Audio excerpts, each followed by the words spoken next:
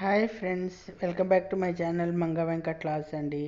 నేను ఏదైనా ఫ్రై చేయాలంటే ఎక్కువగా ముందు ఉడికించి వార్చేకే నేను ఫ్రై చేస్తానండి.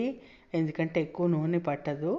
అలాగే ఉల్లిపాయ పులుసు కూడా పెట్టుకుందామని ఉల్లిపాయ పులుసు పెట్టుకుంటున్నాను. అయితే కాకరకాయని కొంచెం ఉప్పు వేసి ఉడికించుకున్నాను నీళ్ళలో. ఆ తర్వాత ఉల్లిపాయ ముక్కలు కూడా పెట్టేసుకున్నాను ఉల్లిపాయ పులుసు కోసం. అయితే వేపుడికి మిక్సీ జార్లో కొంచెం ఎండుమిర్చి, జీలకర్ర, తర్వాత పుట్నాల పప్పు వేసి మిక్సీ పట్టేసుకున్నాను. అన్నీ పచ్చివేనండి, వేయించాల్సిన పని లేదు. ఆ తర్వాత కాకరకాయలోంచి నీళ్లు వార్చేసుకుని ఇలాగా నూనె వేసుకుని, కొంచెం నూనె ఎక్కువ వేసుకున్నా కూడా మనకి తీసేసుకోవడానికి అవకాశం ఉంటుందండి.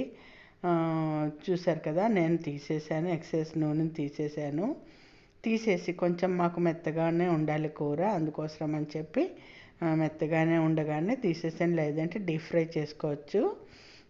చూసారు కదా, మనం ఆల్రెడీ ఉప్పు వేసి ఉన్నాం కాబట్టి ముక్కల్లో చూసుకుని కొంచెం ఉప్పు తగ్గించి వేసుకోవాలి, చూసి వేసుకోవాలి. చూసారు కదా, ఇలాగా నూనె తీసేసాను. తర్వాత ఈ పొడి వేసేసి కలిపేసాను.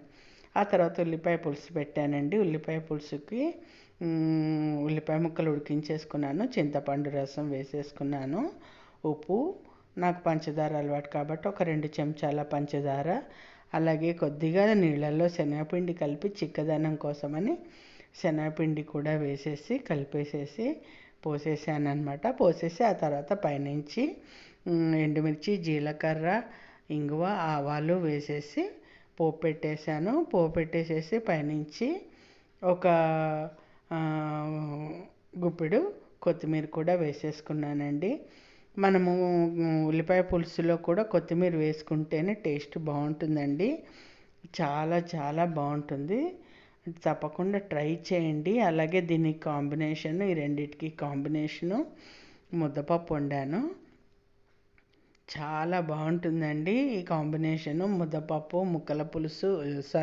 ముద్దపప్పు, ఉల్లిపాయ పులుసు, అలాగే కాకరకాయ వేపుడు చాలా బాగుంటుంది. తప్పకుండా ట్రై చేయండి.